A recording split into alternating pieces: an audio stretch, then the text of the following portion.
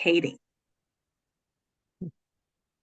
And okay, I know what's going on. I'm so sorry.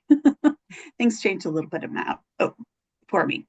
So we are so fortunate today to have Katie Anderson with us. Katie Anderson is an internationally recognized leadership consultant, coach, professional speaker, and learning enthusiast, dedicated to helping purpose-driven leaders create cultures of learning and accelerate individual and organizational impact. Katie is the author of the best-selling book, Learning to Lead, Leading to Learn, which has received multiple international awards, including the prestigious Shingo Publication Award, and has been translated into over 8 languages. Katie is also the host of the transformational leadership podcast, Chain of Learning. We are so lucky to have Katie with us here today. So without further ado, I'll pass it to you, Katie. Thank you so much. I am thrilled to be back again at the Results Washington conference. It's always a joy to be here to share knowledge and answer questions live. And for those of you watching too, feel free to reach out with other questions after this session. I'm going to get started by sharing my slides. We're going to have an interactive session, even though it's in this webinar format. So get ready with your chat open, because I'm going to be asking you for reflections. And I'm also going to be using a tool called Mentimeter to build some word clouds based on your feedback and experience as well. So I'll have both QR codes and links that will be dropping into the chat so you can do some easy access. So get ready to learn, to reflect, and to engage here together. All right. So, as we talked about today, we're really here to talk about how you can transform your influence to become an even more effective change leader in your organization, and how you can pair your technical lean skills with the influence and people skills needed to really create an effective continuous improvement organization. And I'm going to tell you a little bit about what this acronym Katalyst means and how it can apply to you. But so before we get started, or as we're getting started, I want to know who is here and what your role is. So we have a Zoom poll. So this is the one time we're going to use the Zoom poll. So what is your role? And we broke this into a few different categories. If you're an internal change practitioner, either using lean, agile, process improvement methodologies, whatever, a manager of an internal change team or an senior internal change leader, operation manager or director, a senior leader in your organization, an external consultant, or other. So let us know what your role is.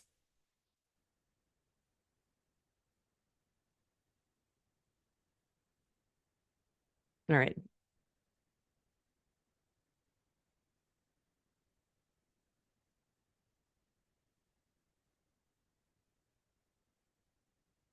Hi, Jared. Thanks for your comment. All right. So can we see the results of the poll? All right. So the results of the poll is 36% of people who responded said that you're internal change practitioners in your organization. 5% are managers of internal change teams. 11% are operational managers or directors. 2%, so 7 of you are senior leaders, either VP or C-suite.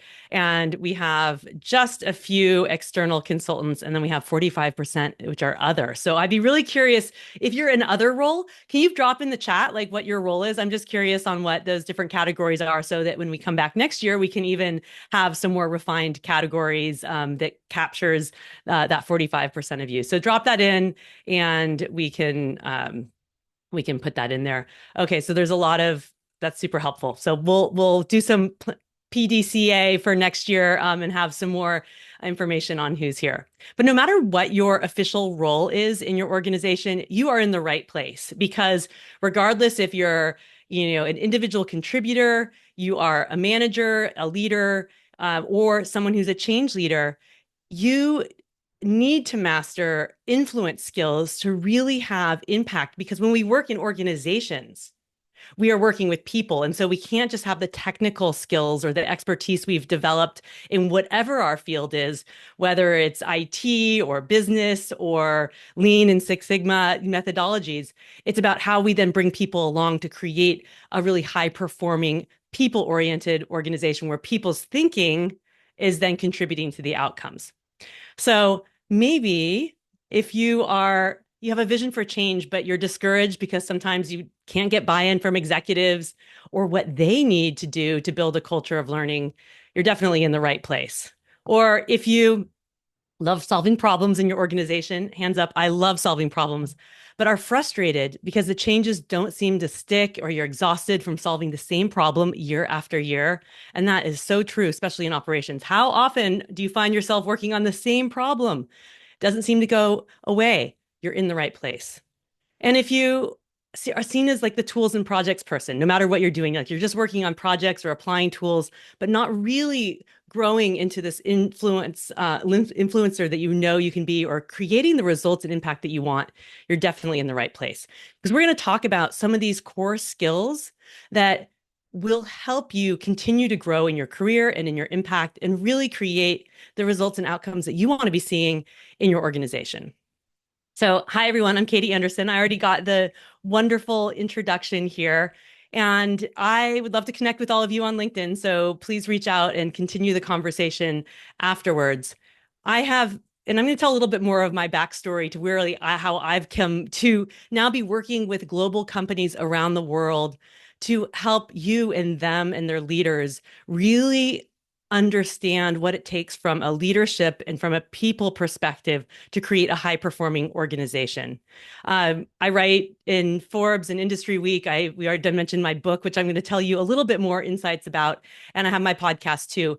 But really, what's more important than all of this is how I see my purpose. And this is a drawing that I do in workshops or leadership sessions. And I've actually distilled it down to the core part of my purpose, which is, and this is a very poorly drawn globe, but the heart here in the middle is the San Francisco Bay Area where I'm at right now. It's near where I grew up. My mom still lives in the house that I grew up 20 minutes away from where my family, my two sons, and my husband and I live. I've lived in 7 countries, and something that's really been important to me is always staying connected with people and always learning. And I've come to realize that my purpose is about connecting the hearts and minds of people around the world so that we together can make it a better place.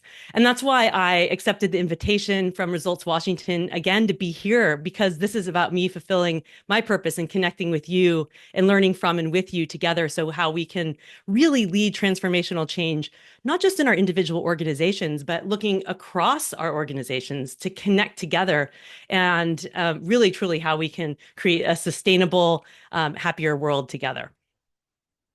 So what we're going to cover today is what is this Katalyst change leader? So we're going to talk a little bit about that. Some of the 3 common mistakes that might be keeping you in a doer trap.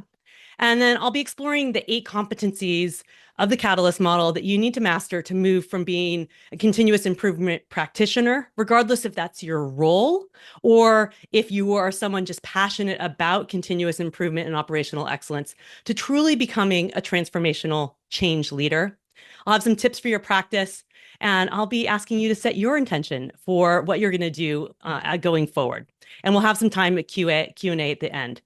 If you want to get more information about the Katalyst model and have a self-assessment, I do have this on my website, and I'll share this QR code multiple times. You can go to my website too, which is kbjanderson.com/Katalyst with a K. So we'll drop that in the chat later as well.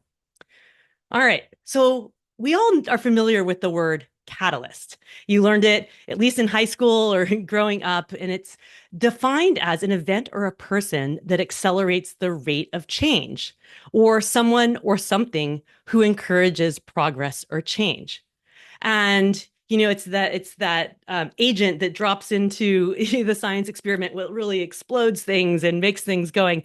I was thinking about this word catalyst when I was just 2 weekends ago at this Maker Faire science fair, and they were doing this huge experiment for the kids, dropping in a catalyst into this big vat of chemicals, and it was like exploding out foam and foam and foam that was going everywhere. And we really want to be that as well in our organization. How are we accelerating the rate of change? And many of you might be familiar with the word kata. It's now been associated with Mike Rother's work, the Toyota kata. And my time living in Japan, which I'll share more about, I got obsessed about learning about some of the Japanese words. Not that you have to learn be speaking Japanese, but you'll see a lot of Japanese things here because of my time living in Japan.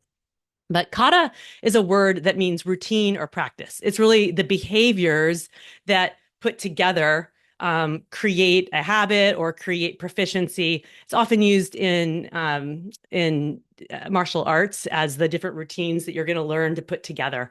And I wanted to mash up this word catalyst and katalyst, or you could just say catalyst, and thinking about the routines and practices that we need to have to really accelerate the rate of learning and scientific thinking in our organization. So I like to think of a catalyst is, if we take that learning mindset, it's an event or person that accelerates the rate of scientific thinking and improvement in our organizations, or someone or something who encourages learning as the source of progress or change.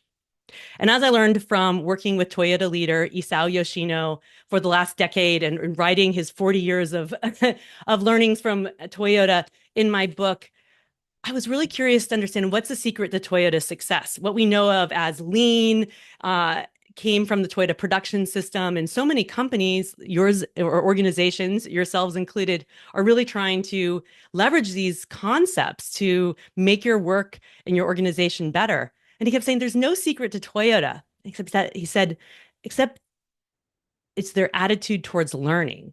And so this is where, if we can have the behaviors that encourages learning as the source of progress or change, that's really how we're going to transform our organizations and get more results. And this requires us to not just have the technical skills to improve processes, but the social and relational skills to really bring an organization of people together to do that. So I have another question for you, and we're going to open this up to a word cloud. In your experience, whatever your role is, what makes leading change hard for you? What in your experience makes it hard? And then I'm going to open up the word cloud in a moment. So go over, you can use your scan the QR code. We'll drop the link in the chat, or you can go over to menti.com and use the code that's there below. All right, and I'm going to stop my sharing here and go over to the word cloud so you can see how it's coming up. One moment.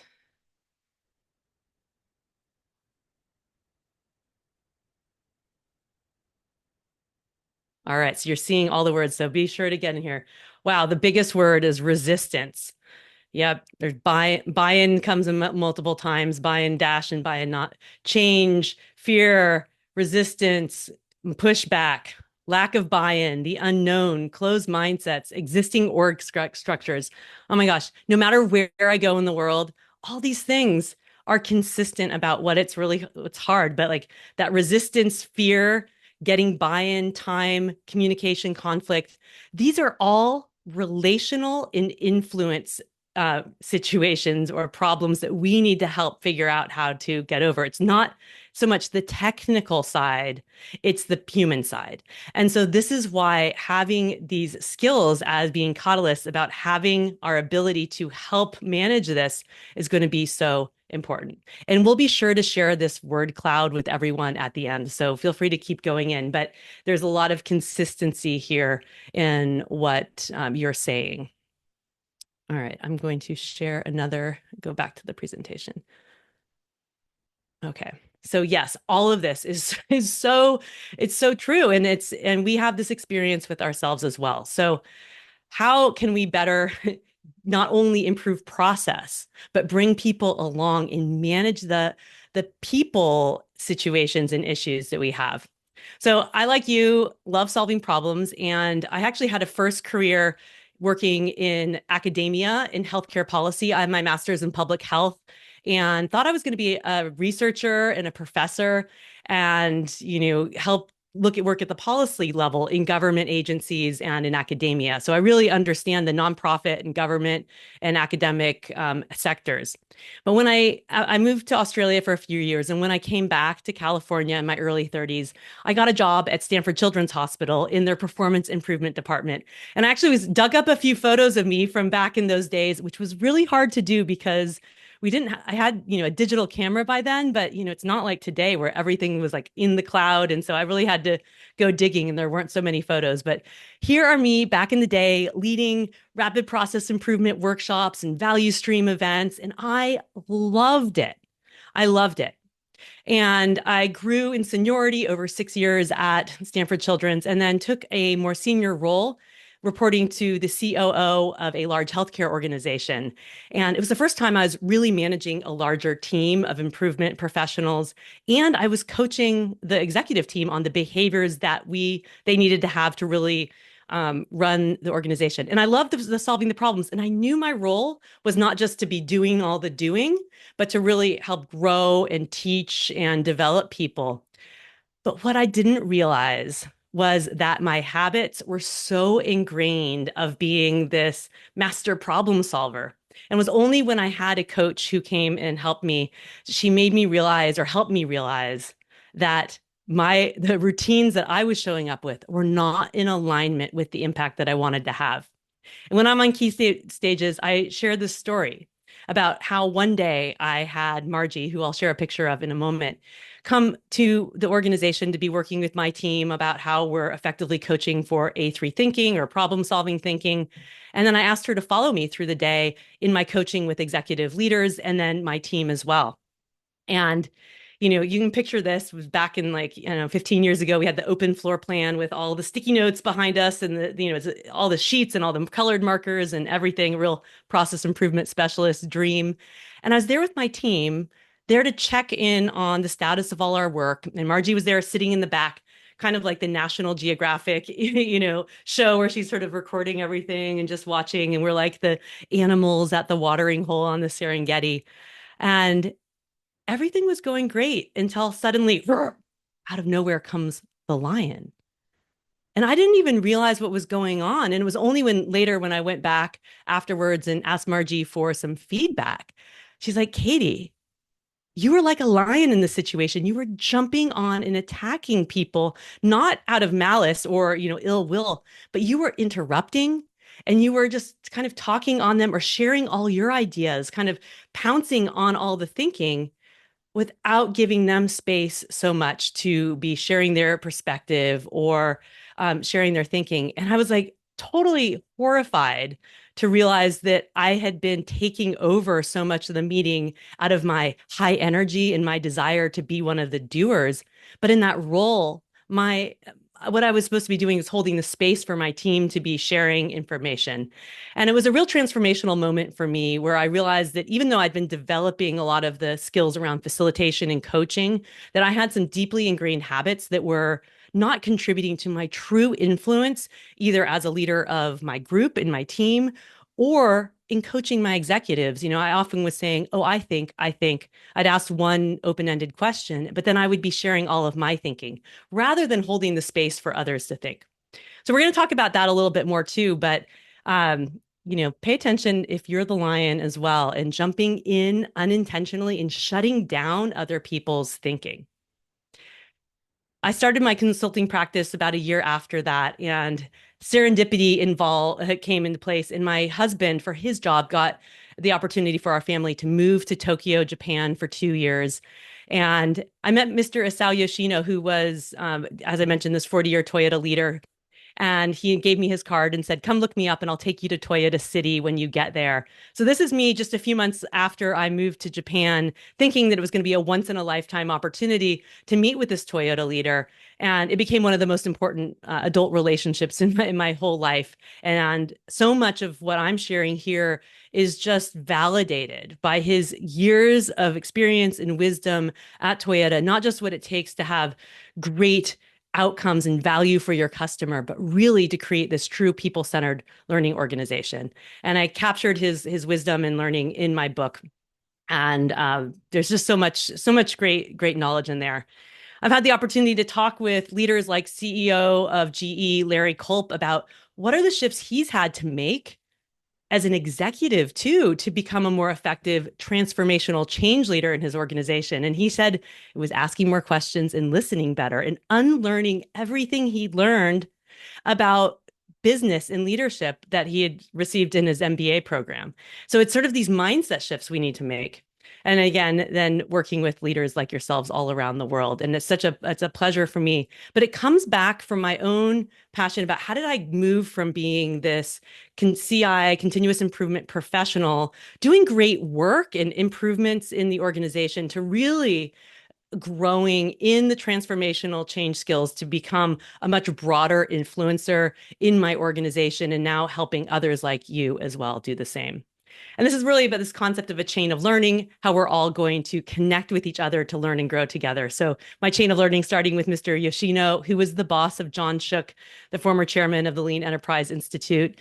And then he worked with Margie, who was my coach, and Margie worked with me.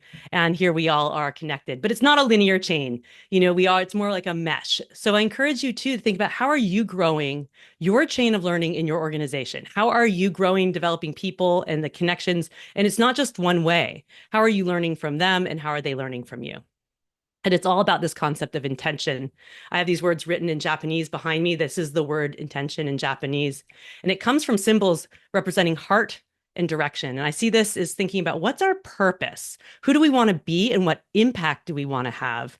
And then what are the behaviors that we need to take that really align with that? So what are the kata, the habits, the routines, the behaviors that are really going to enable us to achieve the impact that we want? And this gets back to those Katalyst skills. How do we develop not just the technical skills, but how do we have the relational skills as well? So think about this. And I want you to go into the chat too. You might be stuck in the doer trap. And I shared a few things that were keeping me in the doer trap as well. Are you the hero who loves to come in and saves the day? Like there's the problem, and you're just running after it, almost like you're the firefighter putting out all the fires, and there's an adrenaline rush in there, and it's so exciting. And really, in our organizations, we often tend to reward the heroics of people who come in and use all their skills to save the day. But the challenge is it's really not going to create sustainable change if we're always just jumping from fire to fire and putting it out. And so, how do we recognize when that's happening and start becoming better fire preventers rather than firefighters? Second, are you the magician, maybe who's like waving your magic, you applying your Lean Six Sigma skills behind the scenes and sort of transforming the project or the results, but not really engaging the people who are on the team or the operational owners of it as well? So it's almost like you're taking the improvement and going behind the scenes and trying to figure things out. I know I was doing that because I love to solve problems. So I'd go in and assess what was going on and then go back to my office and do some magic and then, present some options for people. But the challenge in that is that we're also not bringing them along and teaching them. So how can you still, do your magic, but also not doing it behind the scenes, but really bringing people along? And then the third that might be a role in which you're stuck into the doer trap is being the pair of hands. And by pair of hands, I mean it's someone who's actually literally doing the doing. You're maybe collecting all the data or doing all the analysis or putting up all the visual management. This is helpful to do and is sometimes needed, but when you are always doing the doing, you're not then teaching the group or the leaders how to do it themselves too. So when you end up doing it all, you end up owning all the responsibility for the problem solving and for the sustainability. So how about you? What role do you find yourself sometimes getting stuck in a doer trap? And what's the consequence or how do you feel? I'd love to hear what what you think in the chat as well.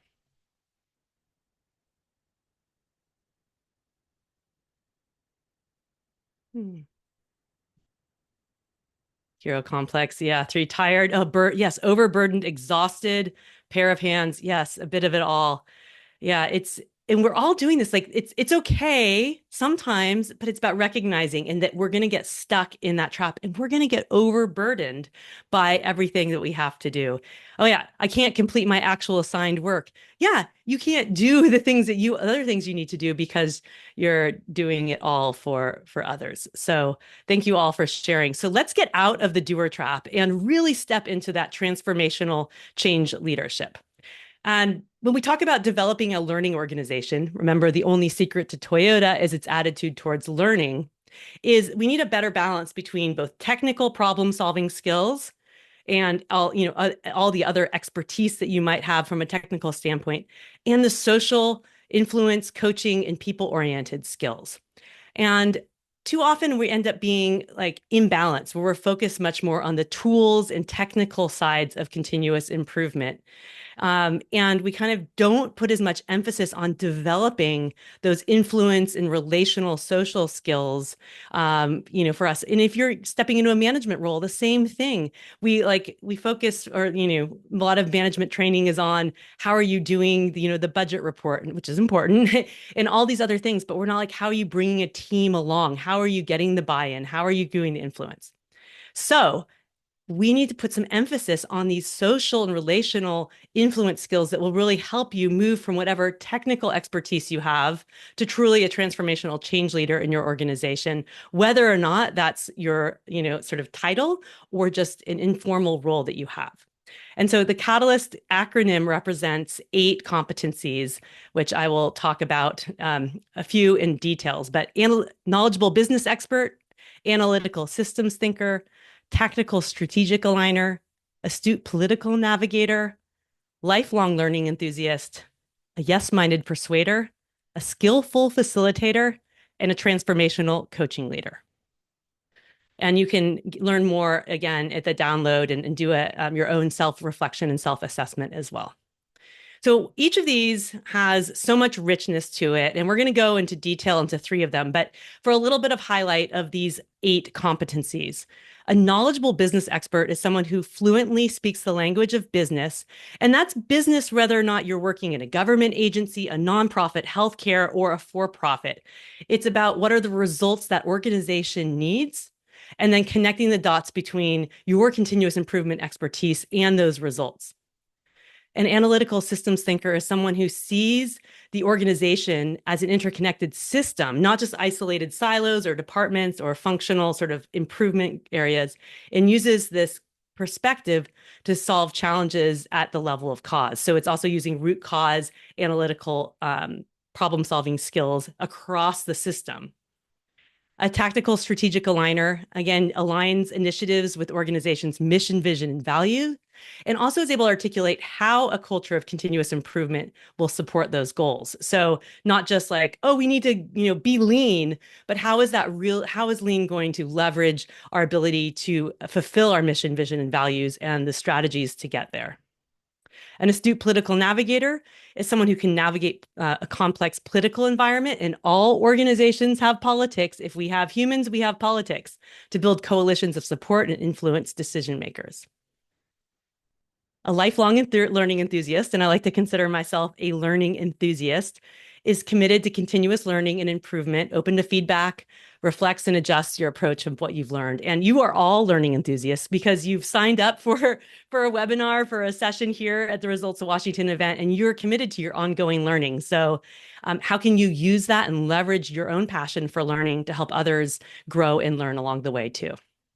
A yes-minded persuader uses persuasive language, compelling arguments, active listening, and empathy to influence others to adopt new ways of thinking and working. And this is truly how you get the buy-in. So many of those words in there are around how do you get buy-in. So this is so critical for that. A skillful facilitator is someone who effectively facilitates, so helps bring people along in organizational meetings, training programs, workshops that engages and achieves the desired outcomes. I just had a podcast episode where I talked about how you can become a more skillful facilitator. So go back and listen to that. It's about how you make it easier for people in whatever environment to get from point A to point B. And then a transformational coaching leader is one of the skills that we focus on the most when we're talking about how do we help create an organization filled with problem solvers. We focus a lot on the coaching skills you need to coach and mentor and develop others to improve their leadership skills, their problem solving skills, and to inspire and motivate teams and manage change and lead by example. So some of these are a little more common for us when we're talking about how we're going to create, build those social competencies, especially that how do you coach more effectively, how maybe you facilitate, and of course, how are you a learning enthusiast and have this mindset of learning and problem solving. And there are a few, and that was where I started as well. So when I was, in the early days when I was focused on, leading process improvement initiatives in those first 6 years, I was really developing the coaching skills, the facilitation skills to lead these different events and improvement initiatives, and maybe some of the analytical systems thinking as well. But it was only later when I stepped into a broader leadership role and then working with a coach and then starting to see the interconnectedness of our human systems that I realized that we had some skills that we don't talk about so often in our world of continuous improvement and lean and process and excellence. And those are the three really critical influence skills that I want to dive in a little bit more today. So those are around being a knowledgeable business expert, an astute political navigator, and a yes-minded persuader. And of course, all of these are important, but these are ones that are just not as familiar to us in sort of the standard practice of talking about lean. So how about this? You're so excited. You love process improvement and you're like, oh, we're going to do some 5S and we're going to do some value stream mapping and continuous improvement. And let's do an A3, or we need a kata or a Kamishibai board, or let's implement Hoshin Kanri in an X matrix. What happens when you lead with all of these great ideas and technical processes and tools? Overwhelm. Yeah, overwhelm, confusion. Exactly. That's like, I was looking for pictures of like executives, male and female, but this is the one I love the most. Like, whoa, like, wow, what are you talking about? And there are a few reasons this is, yeah, everyone just checks out, have an allergic reaction, overwhelm, instant resistance. Yes, it's like, whoa, whoa, whoa, not here. But that doesn't mean your ideas and your knowledge about how these improvement tools and techniques are going to help. It's that, one, when you speak in this jargon of lean or continuous improvement, leaders or other people who aren't familiar with that language might feel a little like, I don't know, dumb. Like if someone speaks another language, or like they're kind of embarrassed that they don't understand it. So you have this resistance because they don't understand what you're talking about, and they maybe feel a little foolish that they don't know those terms. So we need to get better about knowing in our back pocket we have all these technical skills that we know are going to make improvements, but we can't lead with that improvement noise. This is a phrase that my friend Rose Heathcote shared with me when we were talking last week. We were actually both in Santiago, Chile, with the Lean Summit there, and we were talking about the improvement noise that can really just um, put barriers up for leaders for really embracing lean and continuous improvement. So instead, how can you speak the language of business and results? So what do your leaders have ownership for in achieving? What are the outcomes and results? And then speak in simple terms about how improvements can actually align with what they need. Um, and so this is when we're become a better, knowledgeable business expert. It's deeply understanding the business that you're functioning in, the organization you're functioning in, and connecting the dots between behaviors and process improvement to tangible business results. And this is a challenge I see often with a lot of continuous improvement practitioners and leaders, as that we're sometimes not able to describe the value of the work that we do outside of just the direct like we're in a cost cutting initiative, which we don't want to be seen of just doing. We don't want continuous improvement only to be seen as cutting costs. How are there other value? Of course, there are costs that can be cut out and improved, like that when we're eliminating waste. But how can you make the connection between changes in leadership behaviors that then drives improvements in employee performance, which also then improves process efficiency, which leads to better customer outcomes and engagement, and then that connects to better business results.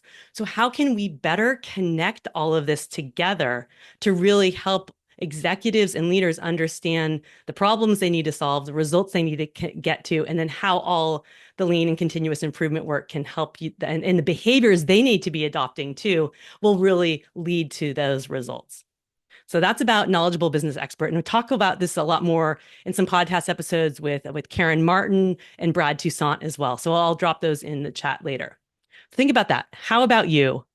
What are some challenges you have or some aha moments that you've had about this gap here? And you've already shared a little bit in the chat too about that resistance. All right. Politics. This is the big week for politics right now. What do you think of when you hear politics? Especially right now, you're probably thinking of the bad politics, all the fighting, the bad things, the behaviors, the finger pointing, all of that. But politics there can also be good politics in organizations, or whether or not we're talking about our country or if we're talking about our organization. Politics is about just understanding power dynamics and influence to understand who's really making decisions. And if we become a more astute political navigator, we can understand and implement that good politics, so not the infighting, the bad politics, is how you can better balance input and trade-offs from multiple perspectives. How can you do this thing called nemawashi, or tilling the soil? How do you know who are the real decision makers and making sure you're talking to them and getting their input? How do you make sure that you're not just presenting an idea, but you've gotten input of others? I love this term, nemawashi, tilling the soil, preparing a decision to be made because you've actually gotten the fingerprints of other people on it. They can hear their voice and perspective. The same thing with like A3 thinking. If you're familiar with that, A3 is just a size of paper, but it became the standard form and template for at Toyota for communicating problem solving, for strategy and others. But it wasn't a template to just be filled out by one person. The process that made it effective, that we often forget, is the shopping it around and getting the fingerprints of lots of people's perspective on it. And this is how we can more effectively navigate those, change bad politics into good politics, by understanding those power dynamics and decision making. So how about you? What do you think about these concepts of politics as it relates to your organization?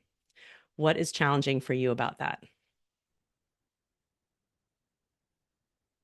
Yeah, time. Yeah, that's a big one. Time, knowing who the right person to talk to. Yep, knowing the layers, access to decision makers, for sure. So all these things are things we have to figure out how to navigate. But certainly time is the number one thing that stops us with so many things. But this is our problem, is that we feel like we don't have the time. So we jump to telling, we jump to not doing then tilling the soil. And it actually makes it harder in the long run to truly have good decisions and lead effective change. All right. So this leads us to this imbalance between telling and asking that we often have. And I call this, we need to break the telling habit, because we are so used to jumping in as being the expert with all the answers or telling everyone our ideas. And this is one of the challenges about going back to that word cloud. How do you get buy-in? And getting buy-in is not just about telling people what they need to do. It's about balancing using persuasive language. So you can be doing some telling, but how do you connect the dots by leveraging your knowledgeable business, connecting to the business results? How do you get that buy-in? By sharing information and giving evidence, but importantly, balancing that with active listening, asking questions, and showing empathy for the challenges other people face. And this will help then influence others to adopt new ways of thinking and working. It's not just telling them that what they need to do, but how do you bring them along on that journey and help them help them get the perspective that will then ultimately lead to that buy-in. And, I heard a lot that there's like resistance to change. Well, we all have resistance to change. It's asking and showing that empathy that the change is hard, and really helping people understand what are the results that they want or need for themselves or for their team or for the organization, and then helping unpack, the with that kind of concept of how can we get to yes together, and find a solution so that you're bringing them along to buy-in. And often it's like, but I have the great answer. I know what the way is that we need to do it. And what's important sometimes to reflect on, is it more important for you to have the answer or tell the way, or to help create the conditions for someone else to understand or create their own result, not their own result, their own idea for what can happen. So again, how about you? How does that resonate for you about how this imbalance between telling and asking? So developing and learning organization, as we talked about, we need better balance between the technical problem solving skills and these influence skills. And how can we build those? And, for too long, as I said, we are focused much more on the technical side. We need to build the social side. But I also see this over pivot, like we swing so far the other way that then when change leaders are in like continuous improvement practitioners or managers are learning the like skills around facilitation and coaching and how are we, all these open skills, like being a yes-minded persuader, we like over pivot and forget to also that we have expertise on the technical side.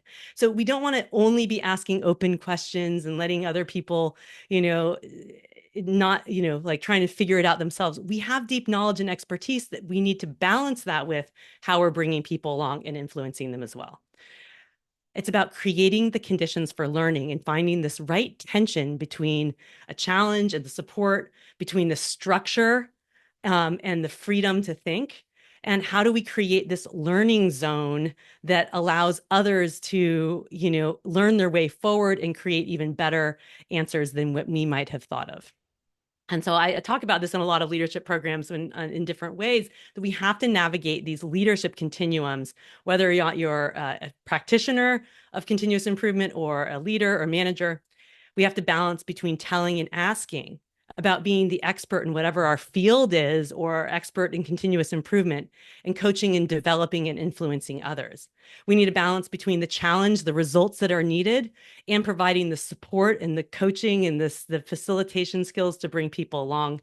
And it's about knowing those business outcomes and people development can happen at the same time. It's not like we're only focused on one or the other, but really how do we bring all these together and be more intentional about how you're showing up. I love this phrase that my client Sean used, that he felt like he had a superpower now. He was like, and this is not the hero I was talking about before, but his power actually became in letting go of being the doer and instead showing up and asking more questions and going to see and supporting his team. And he talked about how it was really challenging for him. He was actually the leader of operational excellence at a large biotech company. And Sean Carner is his name. And we talk about this in one of my podcast episodes. And he was assigned for 6 months to lead a team, an operational team that didn't really know the work for. And he's like, I discovered, his sort of old habit would have been to go in and just sort of like try and do it or give all of his ideas and like kind of direct the work. But he realized he was more effective in showing up and asking questions and listening, getting that buy-in and allowing his team some time to experiment, but also doing some teaching and bringing in his technical skills as well to help guide them along the way. So how can you balance your technical skills by not always doing the doing, but by teaching and developing and creating the systems and structures that allow people who own the work to be solving problems? And again, this is about how we create a chain of learning together. We're both learners and leaders at the same time, connected together by not just the technical knowledge or problem solving, but how are we developing the human, people-oriented influence skills to grow and develop each other as well. So I want to have some time for questions, but I also have a few tips before we move into that.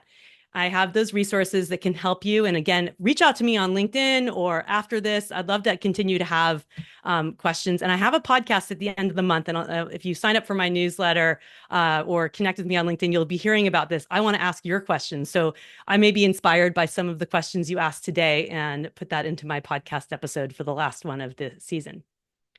So we can be putting in our same technical problem solving skills around plan, do, study, adjust, or plan, do, check, act cycles that we apply for process improvement. This is just the continuous improvement cycle that we're familiar with, but also for personal improvement. And some of you may have seen this from me before. And I actually think that we should call the cycle study, adjust, plan, do, because we just tend to do plan, do, or just do. And we're not studying, reflecting, adjusting, and that's where the real learning happens. So to remind us that we need to start with reflection and understanding, what are your current habits? What are the kata or the routines that you show up with?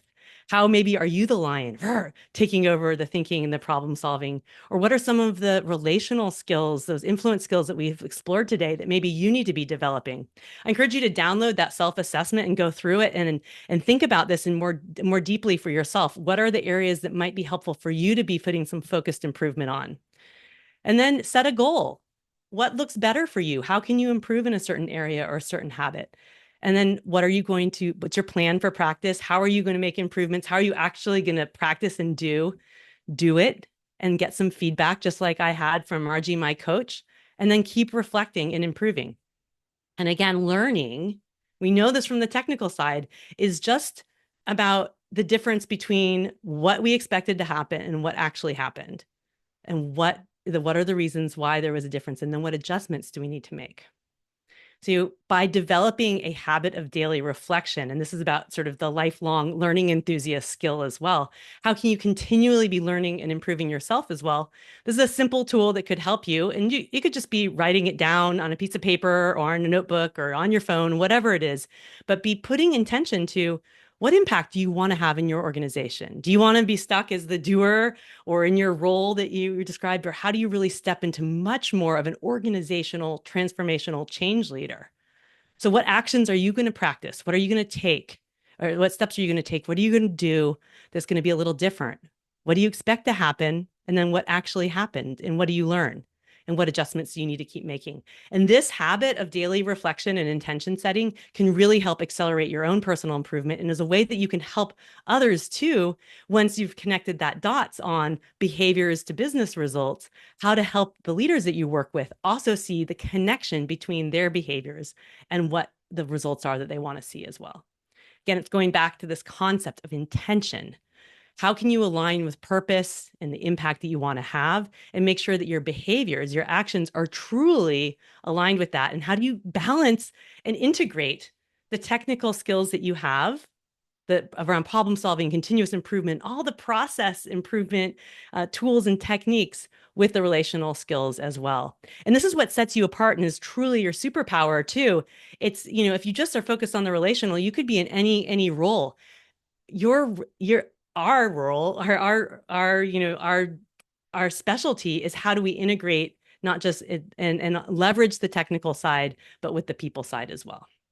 So I also encourage you to take an intention pause, because you're going between meetings and home and work, and like, how do you remember how you want to show up in any one moment? So take an intention pause, and just, it can be like 5 seconds, like, okay, I'm going into this next meeting. What's my purpose, and what are the actions I want to take? What are the things I would really want to focus on doing effectively? And that will help accelerate your awareness of how you're showing up and help you stay grounded.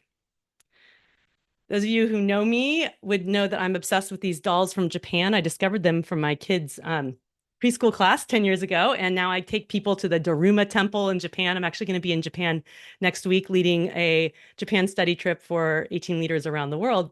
And these dolls are weighted at the bottom. They're like little weeble wobbles. I can't do it as well on my hand, but they represent the Japanese proverb, fall down 7 times, get up 8. And you fill in the doll's left eye when you have a goal or an intention you want to achieve. And then when you finally achieve it, you can write yourself, you can fill in the doll's other eye. And they're really they're really special little creatures that I love, and I have a very large collection from them behind here. But they also represent that perseverance and patience and knowledge that like setbacks are going to happen. We're going to have mistakes, challenges, we're going to fall down, but it's about getting up and learning your way forward. So I want you to set your intention and go back to the Mentimeter. And we have 2 questions for you, and then we're going to go into questions, Q&A for about 7-8 minutes. But identify for yourself one skill you want to focus on to become a more effective change catalyst. And I will show those in the next, in a moment. And then the next word I have for you is, what one word describes your learning today? And I will show the answers here in a moment. So go to those Menti. What is one skill you're going to practice with intention to improve as a change catalyst in your organization? And what are one word that describes your learning? And please put those in the Menti so we can have the word cloud. So if we can drop that Menti into the chat, that would be great. And so I just want to say thank you. We're going to go to Q&A. For any of you interested in going to Japan, I have another trip in May. Reach out to learn more about that. And of course, I've actually been focused on exploring these change catalyst competencies in my conversations with other change leaders, as well as some solo episodes of myself. So go and listen into those, and you'll get a lot more information in there.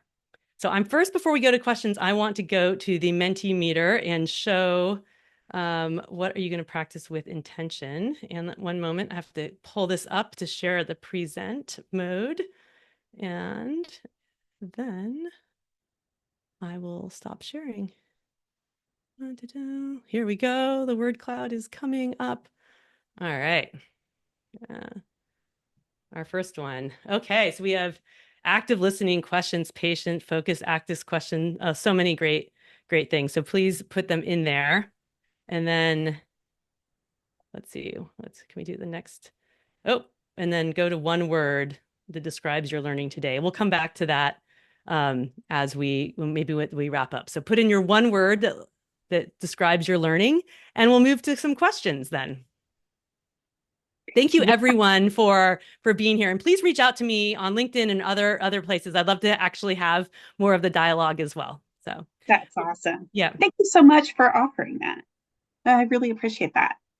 So we have several questions in the chat. I'm going to start with the one that says, so they're in the doer and they Mm-hmm. want to move more to being a coach and being that catalyst, but the people around them are not so interested in seeing that change in their role. Mm. So, how do you address that when you're trying to expand and learn and grow and implement some of this stuff, but people have a resistance to you changing into that role? Oh, that's a great thank you for sharing that, because that's definitely can be a challenge. And if we were here in person, I'd want to ask a follow-up question to really hear an example of that.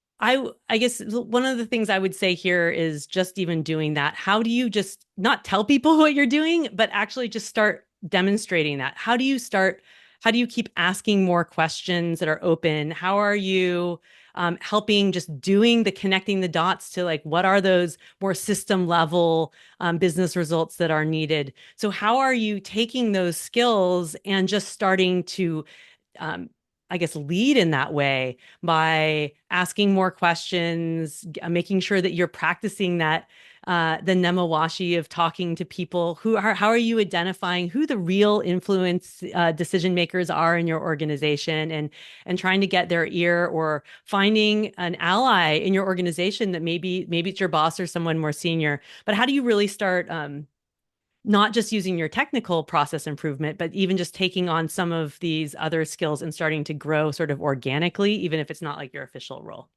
So that's a great question, and love to dive into that more. Right. And one quick question, how do you know you're asking the right questions?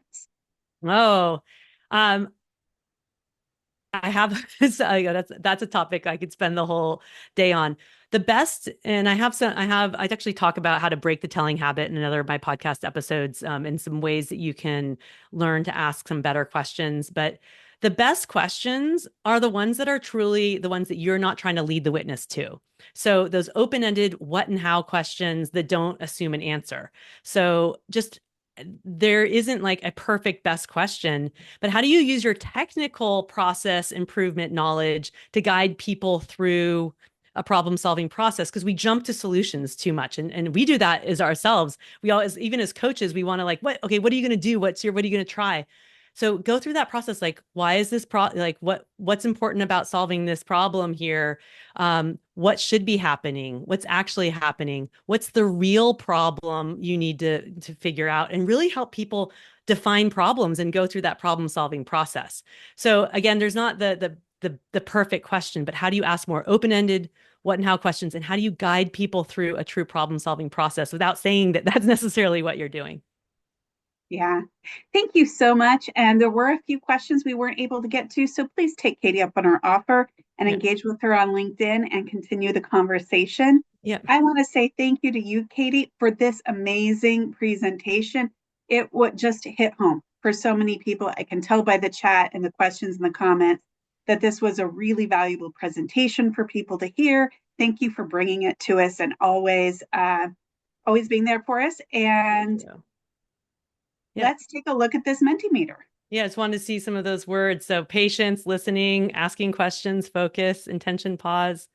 And again, I'd love to see your one word. That would be great too. So be sure to go back and we'll share that with everyone afterwards. And I'll put them in the final slides. So it would be great to have Oh, that. wonderful. Thank That's you. awesome. All right. Well, we hope to see you back at 3 o'clock, everyone. Goodbye and take care. Bye, everyone.